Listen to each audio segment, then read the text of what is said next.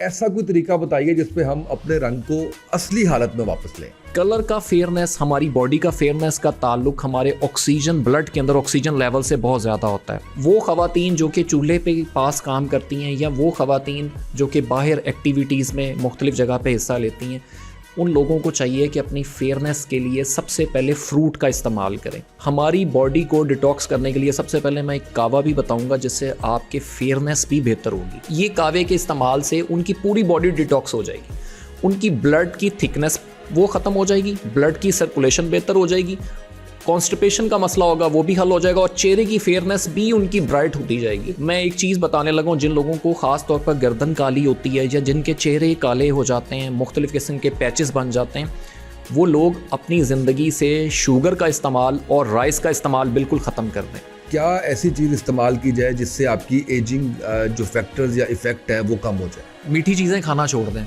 आप जल्दी बूढ़े नहीं होंगे। मीठा बल्कि चीनी या शुगर से बनी हुई तमाम किस्म की अशिया, और बशमूल इसमें मैं शामिल करूँगा बेकरी की तमाम किस्म की अशिया, आपको बुढ़ापे की तरफ लेके जाती हैं। एजिंग इफेक्ट को किस तरह हम रिवर्स कर सकते हैं? हो सकता है रिवर्स? बिल्कुल रिवर्स हो सकता है। उसका तरीक़ेकार सबसे पहले ये है कि आपको थोड़ा सा नेचर के बिल्कुल करीब तरीन चलना पड़ेगा। ठीक है। मैं अल्हम्दुलिल्लाह आपको इतने वसूख के साथ एक बात कह सकता हूँ कि हमारी हिकमत में इससे बेहतर कोई मुरक्कब नहीं है जो कि एज को रिवर्स करता है। बाल लंबे करने का ख़वातीन के लिए कोई उसके लिए तरीक़ाकार बताइए। चलें, कद इतने लंबे ना बताइए, घुटने तक लंबे करने का तरीका बता दीजिए। हेयर जोन सा है, फाल का बहुत प्रॉब्लम है। हर दूसरा बंदा जोन सा ना वो ये चीज़ की शिकायत कर रहा होता है कि बाल गिर रहे हैं, नौजवान हो, बच्चा हो, बूढ़ा हो, ठीक है। इसके लिए मैं थोड़ा सा एक डाइट प्लान बताने लगा हूँ जो कि मैं कहता हूँ इंतहाई मुफीद होगा। अगर ये कंपाउंड आप डेली 2 टाइम इस्तेमाल कर रहे हैं, आप 1 माह करके देख लें, आप मुझे अच्छे दुआओं में याद रखेंगे कि वाकई इसके इस्तेमाल से हमें बहुत सारा ऐसी चीज़ें मिली हैं जो कि बच्चों में, बूढ़ों में, नौजवानों में सबको बेतहाशा फ़ायदा करेगी। ख़ास तौर पर वो लोग जो कि बालों में ऑयलिंग करते हैं ना, उनको ऑयलिंग करने का तरीक़ेकार मालूम नहीं होता। हमेशा जो भी चाहे बालों का ऑयल इस्तेमाल करें, कोशिश ये करें बालों को वेट करके इस्तेमाल करें। कोई ऐसा तरीका है जिससे परमानेंटली आपके बाल काले हो जाए नेचुरली? बालों को रिवर्स करने के लिए एक ही फार्मूलेशन है और वो फार्मूलेशन बड़ी सदियों से आ रही है। हम इस्तेमाल करते हैं त्रिफला। बिस्मिल्लाहिर्रहमानिर्रहीम, अस्सलाम वालेकुम। आप देख रहे हैं उसामा थे पॉडकास्ट में। उसामा थे आपकी खिदमत में हाजिर हूँ। मेरे साथ बड़ी शानदार शख्सियत मौजूद है। मैं हकीम मोहम्मद उस्मान चिश्ती साहब, इनका आपके लिए जहाँ पे ये बैठते हैं, प्रैक्टिस करते हैं, वो जगह भी आपको बताएंगे आज के पॉडकास्ट में। इनके नंबर भी देंगे जिस पे आप रब्ता कर सकेंगे। अपने काम के बाहर हैं और अगर आप कभी इनके दवाखाने पर जाते हैं तो ऐसा दवाखाना जो है वो आपको बड़ा कम देखने को मिलेगा। ऐसी शख्सियत भी बड़ी कम आपको देखने की मिलेगी। मैंने जब हमारी टीम ने इनसे कोई एक शाउट आउट करवाया तो मैंने उसमें इनको बोलते हुए सुना, इनका इल्म वहाँ पे जो है वो मेरे सामने आया, इनकी पर्सनैलिटी, तो मैं बड़ा मुतासिर भी हुआ और मैंने फौरी तौर पर रिक्वेस्ट की कि सर को ज़हमत दीजिए कि वो हमारे पॉडकास्ट में आएँ ताकि हमारे नाजरीन भी फ़ायदा उठा सके। अस्सलाम वालेकुम, कैसे हैं आप? ठीक है, खैरियत से हैं? जी वालेकुम सलाम जी, बहुत शुक्रिया जी उसामा भाई, आपने आज के पॉडकास्ट में मुझे दावत दी और माशाल्लाह मैं आपकी पॉडकास्ट बहुत अच्छे अंदाज में देखता रहता हूँ और बहुत अच्छा स्कोर है, बहुत अच्छी रेटिंग है। अल्लाह पाक आपको सलामत रखे और इसी तरह लेके चले। जज़ाकल्लाह। आप रेडियो भी ज्वाइन कीजिए और मॉडलिंग भी शुरू कीजिए फौरी तौर पे। आपकी आवाज़ जो है वो इतनी शानदार है और ये आपकी मोहब्बत है जी, ये आपकी मोहब्बत है। कीजिए, मतलब मैंने जब सुना आपको तो मुझे बहुत अच्छा लगा। मैंने कहा कि आप जिस तरह से आपका एक्सेंट, आपकी चीज़ें जो है ना वो कम लोगों में होती हैं थोड़ा सा, हम क्योंकि आपकी नवाज़िश है जी। 16 ईयर्स इन मीडिया इंडस्ट्री, तो हम वो जैसे ही कोई ऐसी शख्सियत नज़र आती है ना तो फौरी मैं तो फ़ैन हो जाता हूँ। तो हम आज के पॉडकास्ट के अंदर आपके चेहरे पे ग्लो, आपके चेहरे की फेयरनेस, इसके ऊपर बात करेंगे। उसके साथ साथ आप कह लीजिए कि आपके जो होंठ हैं वो ब्लैकिश हो जाते हैं, उसके ऊपर बात करेंगे और आपको ऐसी चीज़ें बताएंगे जिससे वो चीज़ें ठीक हो जाएंगी इंशाल्लाह। हमारा मकसद हमेशा से यही होता है कि आप घर बैठे रहिए और हम आपको ऐसी कुदरती चीज़ों से आपके मसाइल का हल बताएँ जिनका कोई साइड इफ़ेक्ट ना हो और आपकी ज़िंदगी के अंदर कुछ वैल्यू ऐड कर सकें। तो मैं उस्मान भाई से सबसे पहले ये जानना चाहूँगा कि एक है रंग गोरा होना, वो भी सबकी ख्वाहिश होती है, आप जैसा होना वो भी सबकी ख्वाहिश होती है, और दूसरा एक चीज़ है वो उस पर ग्लो आना, यानी वो बड़ा मुझे लगता है ज़रूरी होता है, क्योंकि आपका अगर ग्लो है चेहरे पे तो आप फेयर नहीं भी हैं कुदरती तौर पे जब बच्चा पैदा होता है। तो ऐसा कोई तरीका बताइए जिस पे हम अपने रंग को असली हालत में वापस लें। बिस्मिल्लाहिर्रहमानिर्रहीम। उसामा भाई, बिल्कुल ऐसा है कि अमूमी तौर पर हम लोग जौन सा है वो हेल्थ कॉन्शियस तो बहुत ज़्यादा है मगर हेल्थ पे तवज्जो नहीं देते।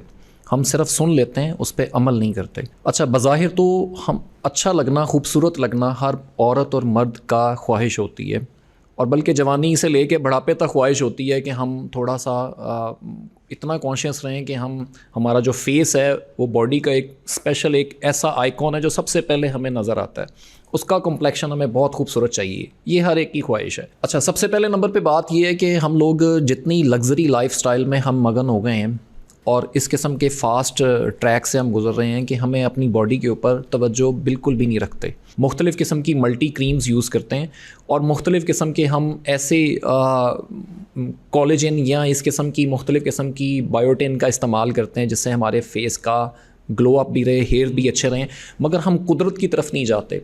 हमें नेचर की तरफ बैक जाना चाहिए और नेचर ही हमारा असल मकसद होना चाहिए और वही हमारी सेहत का राज है।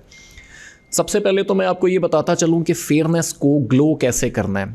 आम तौर पर वो लोग जो कि फेयर के लिए मुख्तलिफ़ किस्म की क्रीम यूज़ करते हैं, उनके मुख्तलिफ़ किस्म के साइड इफ़ेक्ट भी होते हैं और वो एज अ टाइम बीइंग होता है। जब तक वो क्रीम्स यूज़ कर रहे हैं तब तक वो उसको कर रहे हैं।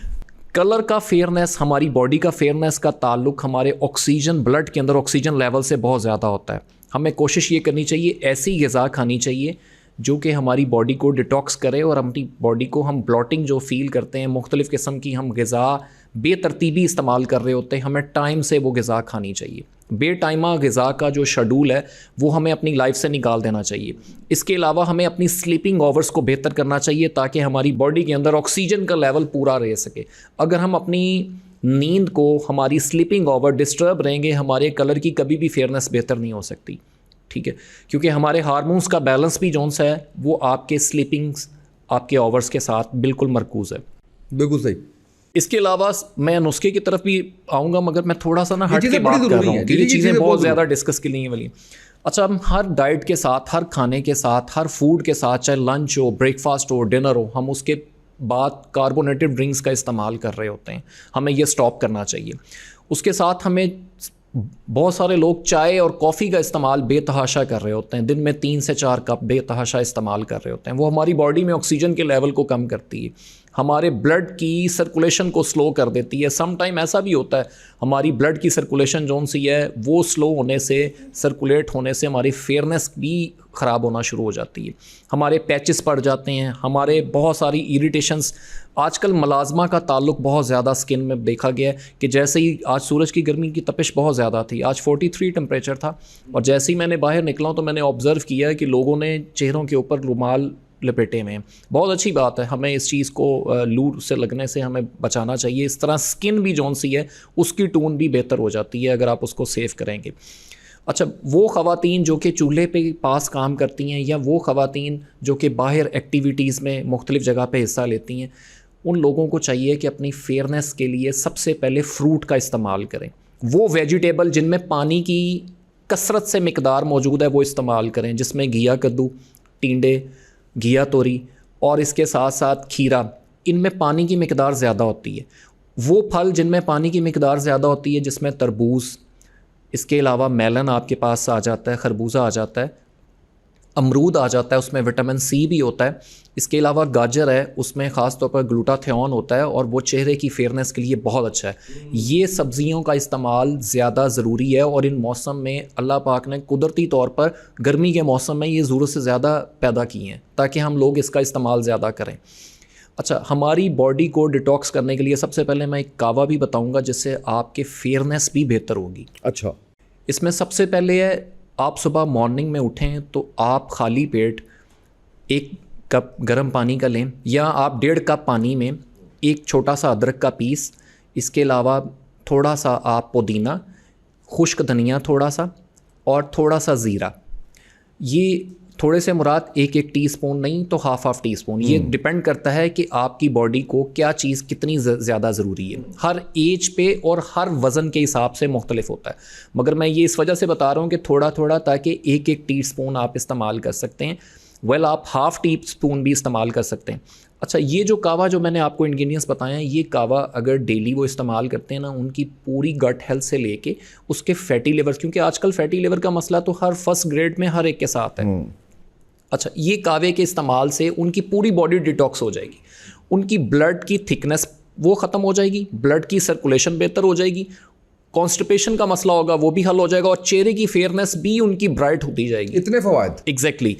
अच्छा, इसके बाद मैं एक चीज़ बताने लगा हूँ, जिन लोगों को ख़ास तौर पर गर्दन काली होती है या जिनके चेहरे काले हो जाते हैं, मुख्तलिफ़ किस्म के पैचेस बन जाते हैं, वो लोग अपनी ज़िंदगी से शुगर का इस्तेमाल और राइस का इस्तेमाल बिल्कुल ख़त्म कर दें और चीनी को खाने की बजाय लगाने के लिए इस्तेमाल शुरू कर दें। मेरी मुराद, वो एक चीनी की आप चम्मच लें, उसमें 2 लेमन जौन सा है उसमें आप उसको निचोड़ लें। जैसे ही वो निचड़ जाए उसके बाद उसको थोड़ा सा शेक करें हल्का सा, और उसको थोड़ा सा आप खरल में या किसी भी चीज़ में उसको ज़रा थोड़ा सा मैश कर लें। मैश करने के बाद मैश करने के बाद आप उसको अपने गर्दन में हल्का हल्का स्लाइटली मसाज शुरू कर दें। अच्छा, आप पिसी हुई चीनी भी ले सकते हैं। पिसी हुई चीनी में आप 2 लेमन जौन सा हैं उसके अंदर आप डिज़ोल्व कर लें। जब डिज़ोल्व हो जाए मिक्सअप करके उसको आप गर्दन पे स्लाइटली जेंटली मसाज शुरू कर दें, गर्दन में और फेस पे। सिर्फ़ और सिर्फ 5 मिनट आप उसका मसाज कर लें और 10 मिनट उसको लगा हुआ छोड़ दें। ये अगर आप अमल डेली करना शुरू कर दें तो मैं कहता हूँ कि 7 डेज़ के अंदर अंदर आपकी स्किन नीट हो जाएगी, आपकी स्किन की टोन भी बेहतर हो जाएगी, और ये आप खुद फील करेंगे कि मैंने नेचुरली तौर पर बहुत उम्दी रिज़ल्ट आपको मिल जाएंगे। बहुत खूब। यानी जो दुल्हा दुल्हन है जिनकी 7-8 दिन बाद शादी है, तो this is the right time कि शुरू कर दें फौरी तौर पे। एग्जैक्टली। अच्छा, सबसे पहले नंबर पे बात ये है, आजकल लेडीज़ में एक बड़ा प्रॉब्लम आता है कि हेयर जोन सा है, फाल का बहुत प्रॉब्लम है। हर दूसरा बंदा जोन सा ना वो ये चीज़ की शिकायत कर रहा होता है कि बाल गिर रहे हैं, नौजवान हो, बच्चा हो, बूढ़ा हो, ठीक है। इसके लिए मैं थोड़ा सा एक डाइट प्लान बताने लगा हूँ जो कि मैं कहता हूँ इंतहाई मुफीद होगा, और एक ऐसा फार्मूलेशन जो कि हर घर में बासानी तौर पर बना सकते। ठीक है, बिल्कुल सही। ये चेहरे की फेयरनेस के लिए भी अच्छा है, उसके लिए आपकी बॉडी को बूस्ट अप भी करता है, ठीक है। मेमोरी लॉस प्रॉब्लम के लिए भी अच्छा है, कुव्वत मुदाफ़ियत को भी बढ़ाता है। उसमें आपने नरम खजूर लेनी है जो कि बिल्कुल मैश करना बहुत आसान होती है। वो नरम खजूर को आपने मेरी मुराद तकरीबन 1 पाव नरम खजूर ले लें, ठीक है, और उसमें 100 ग्राम बादाम ले लें, 100 ग्राम काजू ले लें। आप उसको मशीन में पिसाई करके उसका पाउडर वो उसमें आपने पेस्ट में मिला लेना है।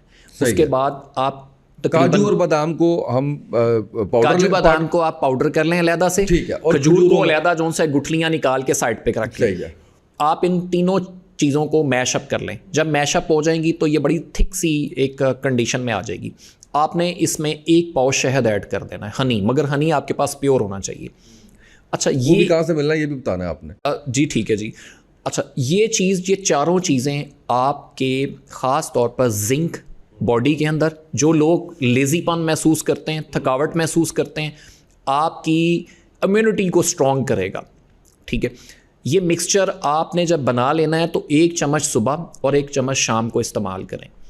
जो बच्चे शिकायत करते हैं मेमोरी लॉस प्रॉब्लम की, वो चीज़ उनकी बेहतर हो जाएगी। जो बच्चे यादाश्त जिनकी कम हो जाती है और उसके साथ साथ वो गुस्से में, कंडीशन में, बहुत ज़्यादा डिप्रेशन में, एंजाइटी में होते हैं, उनकी ये वाली सिचुएशन बेहतर होना शुरू हो जाएगी। टांगों में दर्द, जिस्म में दर्द, थकावट, उन सब के ये मसाइल बच्चों के दूर होंगे।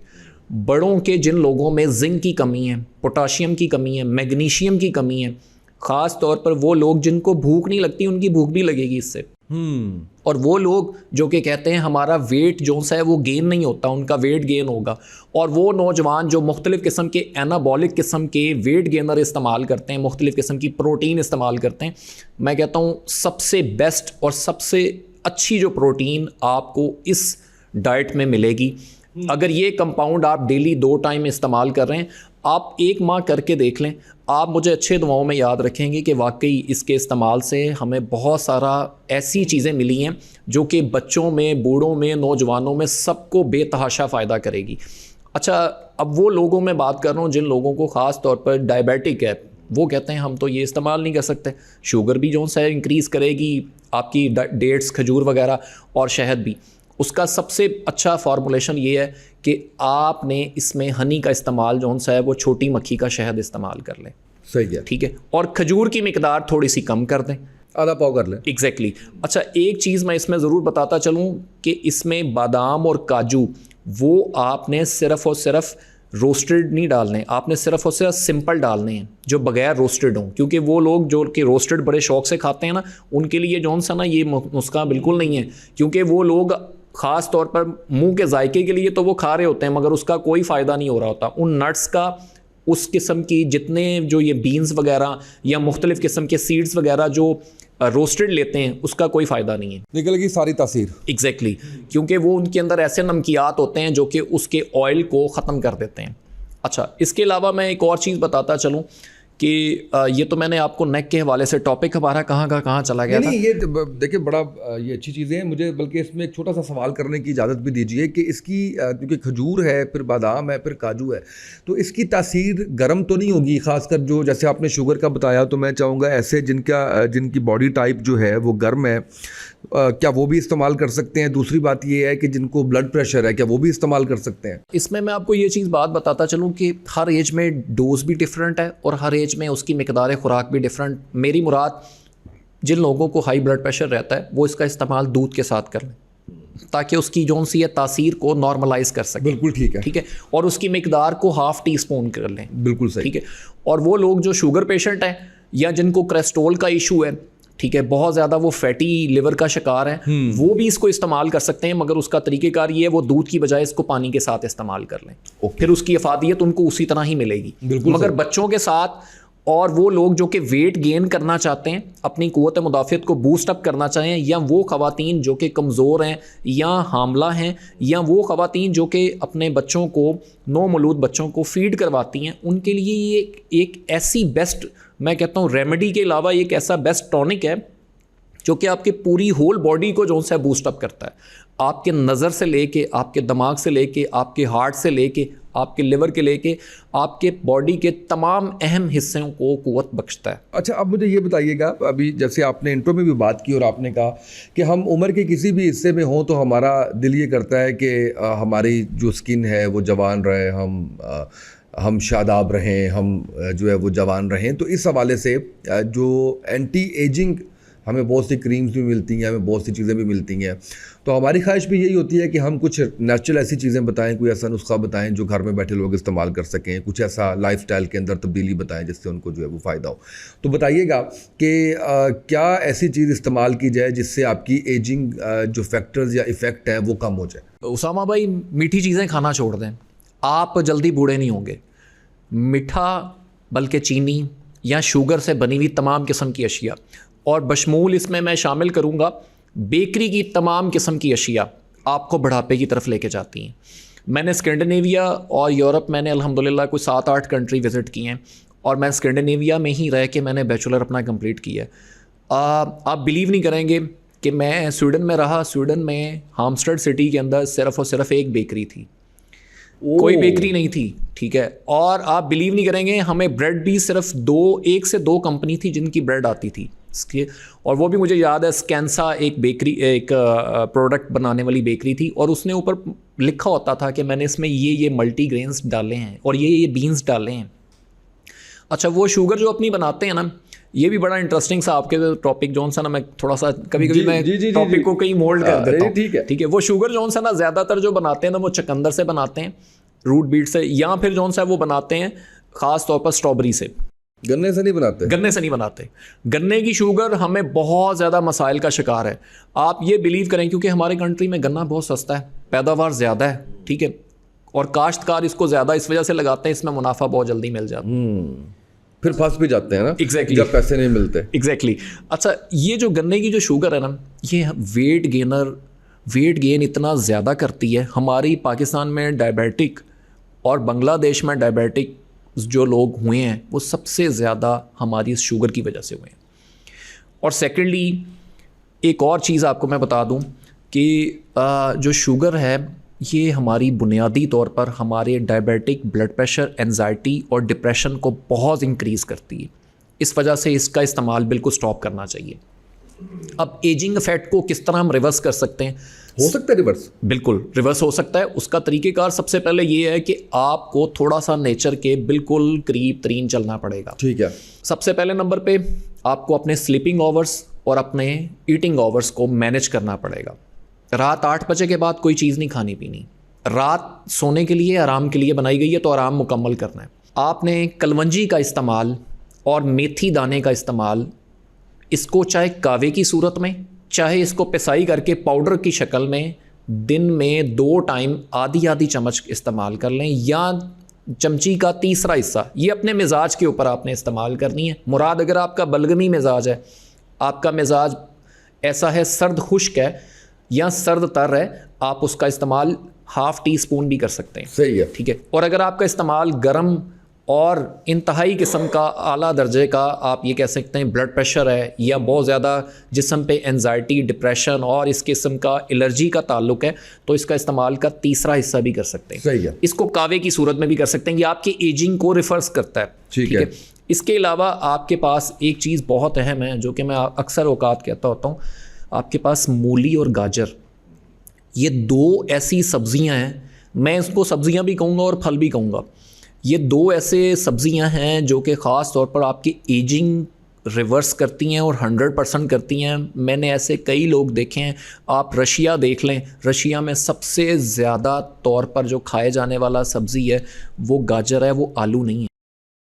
अच्छा। ठीक है। हमारे पूरी वर्ल्ड में देखा गया है कि आलू सबसे ज़्यादा खाया जाने वाला है, मगर आप रशिया के अंदर देखिएगा, वहाँ पे गाजर बहुत ज़्यादा खाई जाती है और वहाँ पे मूली बहुत ज़्यादा खाई जाती है। और वो लोग आज भी आप देखेंगे कि 60 ईयर्स ओल्ड में भी उनके रिंकल्स या किसी किस्म का उनकी स्किन जोन है वो बिल्कुल टाइट रहेगी।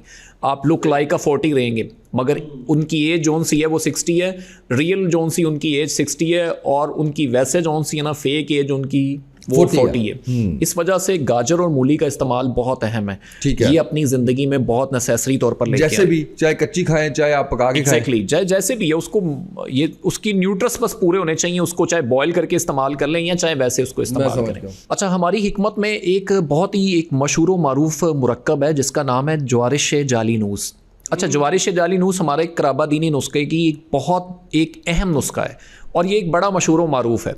अच्छा, ये इसके लिए कहा यह जाता है कि ये एक ऐसा नुस्खा है जो कि ख़ास तौर पर हमारे एज को रिवर्स करता है।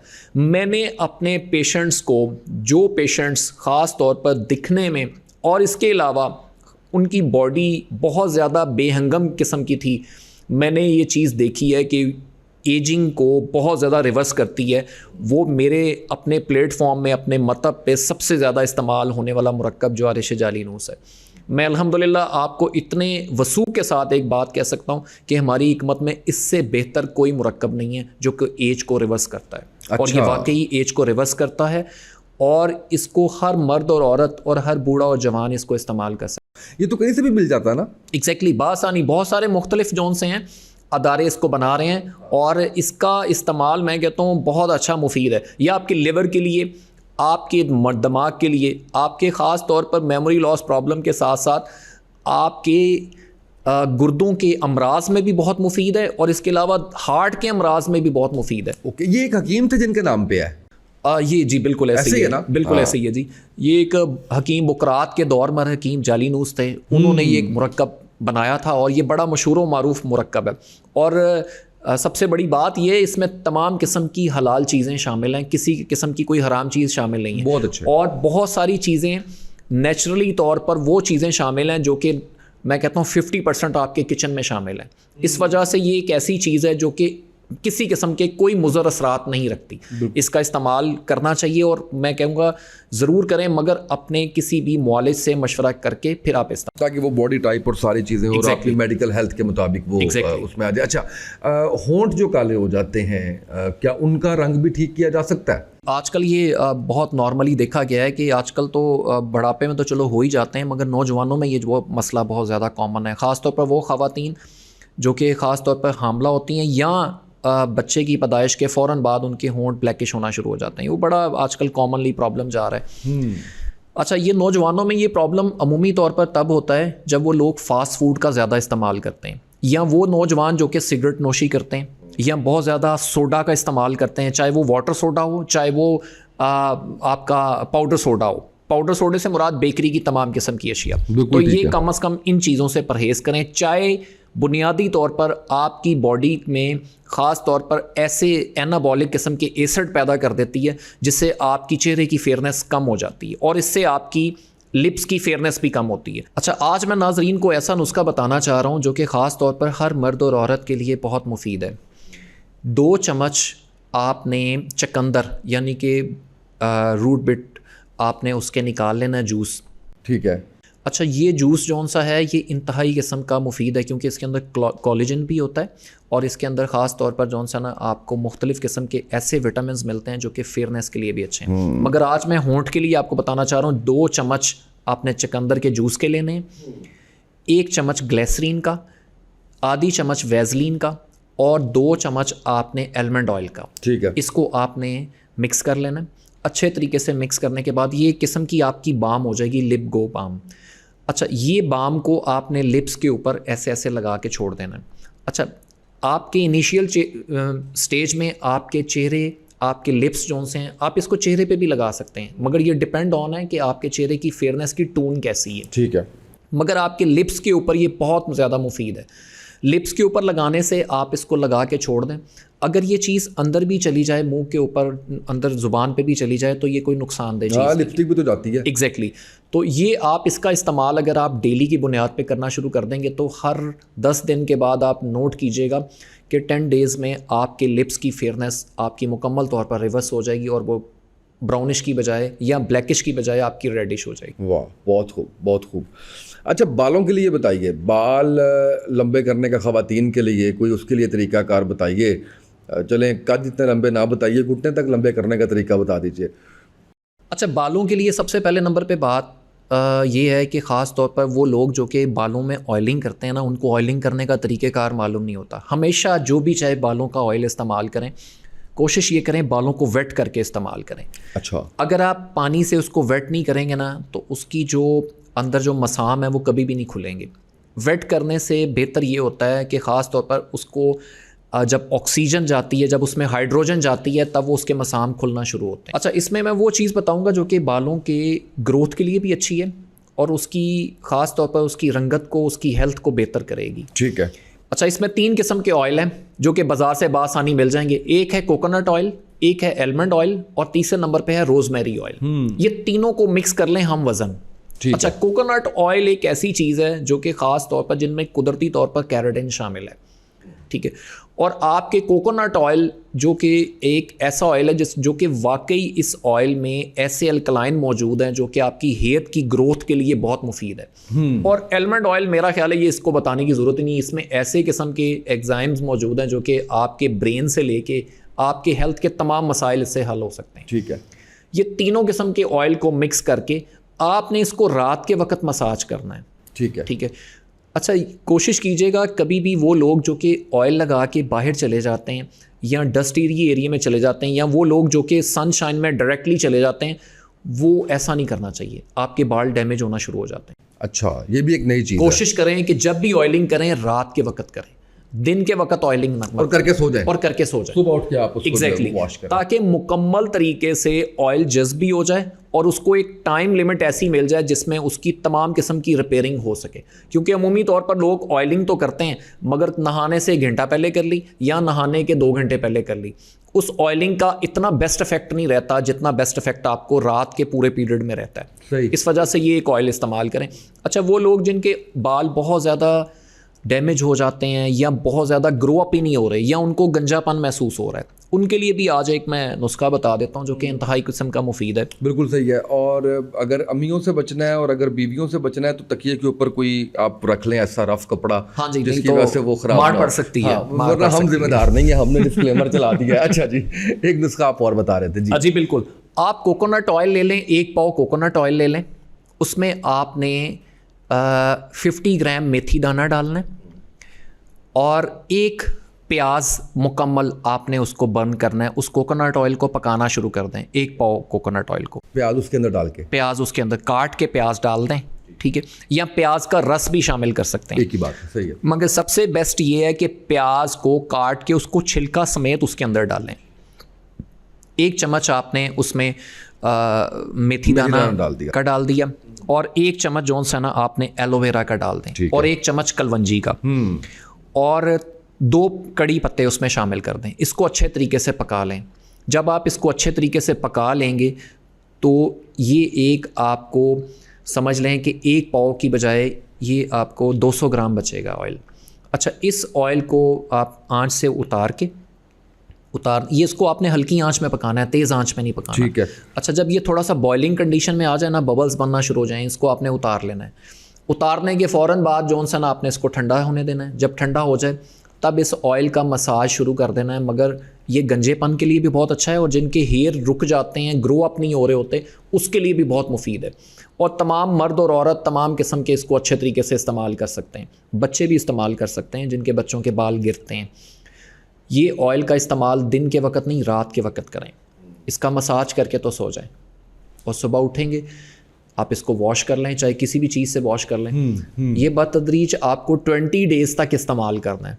आप देखिएगा 20 डेज़ के बाद आपके मसाम जो से हैं वो खुलना शुरू होंगे और आपको अच्छा इसको लगाने के थोड़ी देर बाद ना आपको हल्की हल्की खारिश सी होगी।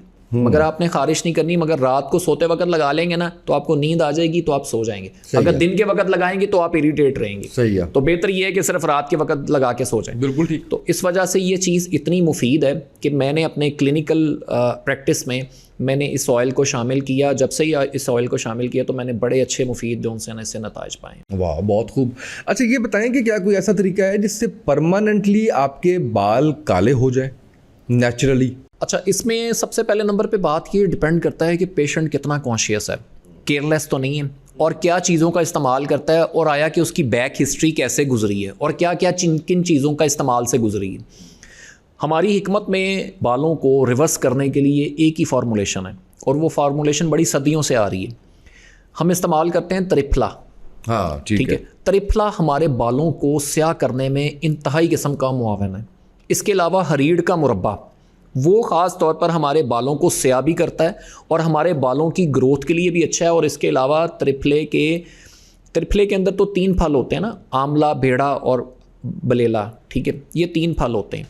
अच्छा, ये तीनों फल को इसका पोस्ट जोन सा है बाज़ार से मिल जाता है, उनको हम वज़न पिसाई करके आप 1 चमची रात को सोते वक्त इस्तेमाल कर लिया करें। चाहे इसको दूध के साथ कर लें, चाहे पानी के साथ कर लें, मगर ज़्यादा बेटर है कि इसको आप दूध के साथ आप इसको 1 चम्मच डेली इस्तेमाल करना शुरू करें। अच्छा, ये गट हेल्थ के लिए भी बहुत अच्छा है त्रिफला। और ये त्रिफला जोन सा है आपका लिवर की कंडीशन के लिए बहुत, लिवर सोराइसिस के लिए भी अच्छा है। लिवर की फर्स्ट ग्रेड जो कि इन्फ्लेमेशन होती है, जिसको आमतौर पर फैटी लिवर कहते हैं, उसके लिए बहुत मुफीद है। जिनको दायमी कब्ज़ रहती है उनके लिए बहुत अच्छा है। जिनको नज़र जिनकी कमज़ोर होती है उनके लिए भी बहुत अच्छा है। बहुत ज़बरदस्त, बहुत ज़बरदस्त। एक चीज़ इसमें फिर आप बात कंप्लीट करिएगा कि जैसे आपकी होती है ना, इसमें मेडिकल साइंस के अंदर आपकी अद्वियात होती हैं, इंस्टेंट रिस्पॉन्स, पेन किलर है तो आपने ली तो आधे घंटे में। जब हम हिकमत के ये नुस्खे बता रहे होते हैं तो इसमें कितनी देर में चीज़ें जो है वो ठीक होना शुरू हो जाती हैं? अच्छा, हमारे पास जो सा ना एक थोड़ा सा अलमिया ये है कि हम कोशिश ये है कि हमारे अंदर अदम बर्दाश्त की कमी वाक़या हो गई है। अब बुनियादी तौर पर हम चाहते हैं कि फ़ौरन मुंह में चीज़ जाए और फ़ौरन हम ठीक हो जाएं। ठीक है ना, हमें देखिए एग्जैक्टली हमें आदत जोन सा ना वो माजरत के साथ, मैं नाम नहीं लेना चाहता मगर हमें बामजबूरन मैं नाम लेना चाह रहा हूँ कि हमें एप्राजोल, मेप्राजोल और मुख्तलिफ़ किस्म के पैनाडोल और मुख्तलिफ़ किस्म के सेंट्रम्स ने हमें हमारी लाइफ को जोन सा ना बहुत छोटा कर दिए, हमें श्रिंक कर दिए। yes. हमारी जो लॉन्गजिविटी था ना सिस्टम हमारा, वो शॉर्ट जीविटी हो गया। हमारी लंबी उम्र जो सी थी ना वो अब शॉर्ट हो गई। उसकी वजह यह कि हम फ़ौरन ठीक होना चाहते हैं, फ़ौरन चलना चाहते हैं, फ़ौरन जो सा ना हम भाग दौड़ करना चाहते हैं और फ़ौरन ज़्यादा से ज़्यादा मोबाइल यूज़ करना चाहते हैं, हम ज़्यादा से ज़्यादा स्क्रीनिंग यूज़ करना चाहते हैं, हम कोई काम नहीं करना चाहते। हम कोशिश ये है कि हम घर में बैठ के सब कुछ हमारा 1 चेयर में बैठे बैठे सब कुछ हो जाए, ठीक है। और हमारी लाइफ भी जौन सी है ना वो 1 बटन पर हो गई हुई है। इसमें हमारी हिकमत में जौन सा ना बहुत सारी चीज़ें हैं, जिस तरह हल्दी है, ठीक है, ये एक नबाताती प्रोडक्ट ऐसी नबाताती एक दवा भी है और ग़िज़ा भी है। ये बहुत इंस्टेंट आपकी इन्फ्लेमेशन को ख़त्म करती है और ये एक ऐसी चीज़ है जो कि ख़ास तौर पर आपकी एंटी इन्फ्लेमेटरी भी है और एंटीसेप्टिक भी है। इसके अलावा हमारे पास गौदंती है। गौदंती जौन सी है हमें फ़ौरन बुखार को उतार देती है। जो आपकी 2 पैनाडोल काम करती हैं ना, वहाँ पे आधी चमची गौदंती की भी काम करेगी। मगर क्या चीज़ है, हमारी हिकमत में जौन सा ना थोड़ी सी रिसर्च कम है और सेकेंडली रिसर्च बेस के अलावा हम थोड़ा सा ना, मैं कहता हूँ लोग जौन सा ना वो पाउडर को देख के डर जाते हैं। वो कहते हैं कहीं कुश्ता ना हो, वो कहते हैं कहीं ये कोई गुर्दों को ख़राब ना करे। नहीं, तो मैं कहता हूँ ऐसा बिल्कुल भी नहीं है। हिकमत में बहुत सारी ऐसी चीज़ें हैं जो कि लाजवाब किस्म के नताइज बख्शती हैं। अब इस तरह एक प्रोडक्ट है जो कि हम अपनी बनाते हैं क्लिनिक पे और वो गुर्दों के लिए इंतहाई मुफीद है और वो सिर्फ और सिर्फ एक सिंगल डोज है और सिंगल चीज़ है। वो क्या चीज़ है? बकड़ा, जिसको इंग्लिश में कार्ल ट्राप्स कहते हैं। अच्छा, कार्ल ट्राप्स और बकड़ा अगर आप गूगल पे सर्च करें ना तो आपको नज़र आ जाएगा, इसका उर्दू में नाम है खारकस। अच्छा, इसको आप गूगल पे सर्च करें ना तो आपको ये मालूम हो जाएगा कि इसमें रिसर्च ऑस्ट्रेलिया में, यूएसए में और चाइना में इसमें कितनी रिसर्च इसकी की जा रही है। ये गुर्दों के लिए इंतहाई किस्म की मुफीद टॉनिक है। और गुर्दे में पेन हो रही हो, आपको किसी भी किस्म की पेट में पेन हो रही हो, आपको बस को पेन खाने की ज़रूरत नहीं है। आपको मुख्तलिफ किस्म की गुर्दों की कोई भी ऐसी या किसी भी पेन किलर खाने की ज़रूरत नहीं है। आप एक चमची जोन सी है ना उसको पिसाई करके आप उसको इस्तेमाल करें, और सुबह और शाम आप 2 टाइम इस्तेमाल अगर आपने कर ली ना तो आपको पेन नहीं होगी दोबारा। ये तो मैं बता रहा हूँ कि इंस्टेंट जो चीज़ें। अब हमारे पास कुछ ऐसा भी पेशेंट आते हैं जो कहते हैं हमें पेट में दर्द है और बहुत ज़्यादा दर्द हो रही है। हम उनको मुख्तलिफ़ किस्म की अद्वियात देने की बजाय हम उसको 1 गिलास अरके सौंफ का, और हमने एक चुटकी सी बनाई हुई है, बड़ी अच्छी चुटकी है, ठीक है, जो कि हम या चुटकी दे देते हैं या अरके सौंफ में हम अमृत तारा डाल देते हैं। अमृत तारा आपको मालूम ही है, जिसको 7 पुदीना कहते हैं, 7 अजवाइन कहते हैं, ठीक है। ये 7 अजवाइन और 7 पुदीने का हमने एक मुरक्कब बनाया हुआ है जिसको अमृत धारा कहते हैं। अच्छा, वो हम 3 कतरे सिर्फ़ और सिर्फ आधा कप अरके सौंफ में डाल के हम उसको पिला देना, उसको दर्द फौरी तौर पर रुक जाता है, बल्कि इतना इंस्टेंट तौर पर कि आपको बस्को पेन से भी ज़्यादा रिजल्ट मुफीद मिलेगा। यानी इसका मतलब ये चीज़ें घर में भी रखी जा सकती हैं। और मैं ये कहूँगा कि ख़ास तौर पर वो लोग जो कि ख़ास तौर पर बहुत ज़्यादा घबराते हैं हर्बल मेडिसिन से, हर्बल मेडिसिन आपको बहुत जल्दी क्योर कर सकती हैं, मगर थोड़ा सा आपको इल्म लेना चाहिए, आपको हासिल करना चाहिए। मैं आजकल मुख्तलिफ़ चैनल्स पर मैं जाता हूँ और मैं एक बात ज़रूर कहता होता हूँ कि हम लोग हमारी कम्युनिटी में, हमारे पाकिस्तान में ख़ास तौर पर हेल्थ का मजमून लाजमी होना चाहिए, ताकि हमें ये शऊर हो, बच्चे को, बूढ़े को, नौजवान को, कि कौन सी चीज़ खाने के बाद हमें कौन सी चीज़ खानी चाहिए या कौन सी चीज़ नहीं खानी चाहिए। बहुत खूब। और ये हेल्थ का मजमून बहुत ज़्यादा नेसेसरी है। अगले पॉडकास्ट में मैंने आपसे ये पूछना है, आपने मुझे बताना है कि तरबूज के बाद पानी पी सकते हैं या नहीं पी सकते, खरबूजे के बाद पानी पी सकते हैं या नहीं, चाय के बाद पानी पी सकते हैं या नहीं। बहुत शुक्रिया आपका, इतनी आपने अच्छे नुस्खे भी बताए और लाइफस्टाइल की आपने मॉडिफिकेशंस भी बताई जिनकी ज़रूरत है हमें, जिनको ठीक करना है, नेचर की तरफ वापस जाना है। हमने आपका बहुत शुक्रिया। मैं बता दूं कि अगर आप हकीम मोहम्मद उस्मान चिश्ती साहब से राबता करना चाहते हैं, उनके मतब पे जाना चाहते हैं, तो चिश्ती दवाखाना 27 चौक निस्बत रोड लाहौर, यहाँ पे आप जा सकते हैं। इसके साथ साथ अगर आप अपॉइंटमेंट लेना चाहते हैं तो नंबर काइंडली नोट कर लीजिए। वैसे इनके जो मतब की टाइमिंग्स हैं वो सुबह 9 से शाम 8 बजे तक है। और अगर आप अपॉइंटमेंट लेना चाहते हैं तो 0321 431 7197 आप इस पर रब्ता कीजिए, आपको अपॉइंटमेंट मिल जाएगी। इसके साथ साथ अगर आप लैंडलाइन नंबर लेना चाहते हैं तो 04237220886। मैं फिर से रिपीट करता हूं आपके लिए, जो नंबर है अपॉइंटमेंट के लिए जिस पे आप व्हाट्सएप कर सकते हैं वो है 0321 431 7197। इसके साथ साथ आपका जो लैंडलाइन नंबर है वो है 04237220886। और आपका जो मतलब का टाइमिंग्स है वो सुबह 9 से शाम 8 बजे तक है। एड्रेस दोबारा बताता हूँ आपको, ये है जी चिश्ती दवाखाना 27 चौक निस्बत रोड लाहौर पाकिस्तान। अच्छा, मेरे पास सर का कार्ड है और उस पर माशाल्लाह मैं देख रहा हूँ लाइसेंस नंबर भी लिखा हुआ है, एस्टैब्लिश चिश्ती दवाखाना 1921। तो इसका मतलब है कि आप बाय फैमिली जो है वो ये चल रहा है आपका, यानी बिल्कुल सही है। ख़ानदानी तौर पे भी जो है वो ये आप लेगेसी को लेके चल रहे हैं। बिल्कुल ऐसे ही है, मगर आप, मैं एक लफ्ज़ कहूँगा, देखें ख़ानदानी जौन सा ना, वो मैं इस लफ्ज़ को ना इसलिए नहीं करता क्योंकि उनके पास डिग्री नहीं होती ना, वो उसी को लेके चल रहे होते हैं। मेरे जो दादा थे वो इंडिया से, दिल्ली से फाज़िले तहसील से, और मेरे जो वालिद साहब थे वो अमृतसर से फाज़िले तहसील से। उसके बाद उन्होंने आके लाहौर में तिबिया कॉलेज लाहौर से उन्होंने किया, और उसके बाद फिर बच्चों में जौन सा ना, उनके बच्चों में मैंने हिकमत की, और फिर मैंने बैचलर जौन सा ना अपना स्वीडन से कंप्लीट किया। बेसिकली मैं सॉफ्टवेयर इंजीनियर भी हूँ, मगर मैं हिकमत के शोबे से इस वजह से वाबस्ता हूँ कि मेरे वालिद साहब की ख्वाहिश थी कि इसको मैं लेके चलूँ, और अल्हम्दुलिल्लाह मैं दयानतदारी से इसको एक फ़र्ज़ समझ के और उसके साथ खिदमत समझ के लेके चल। एक दिन आपने वो वाली चीज़ें बतानी है जो आपके पास आपके दादा के ज़माने से, जो आपके पास अपने वालिद साहब के ज़माने से जो चीज़ें आपके पास है ना, वो एक दिन संदूक और वो ख़जाना खोलना है आपने जी इंशाल्लाह प्रोग्राम में। इंशाल्लाह जी, बहुत शुक्रिया उस्मान भाई, थैंक यू सो मच। बहुत अच्छा लगा आपके साथ पॉडकास्ट करके, आपको दामन देते रहा करेंगे। नाज़रीन, आज के पॉडकास्ट से इतना ही। अपना फीडबैक ज़रूर दीजिएगा। इजाज़त दीजिए, अल्लाह हाफिज़।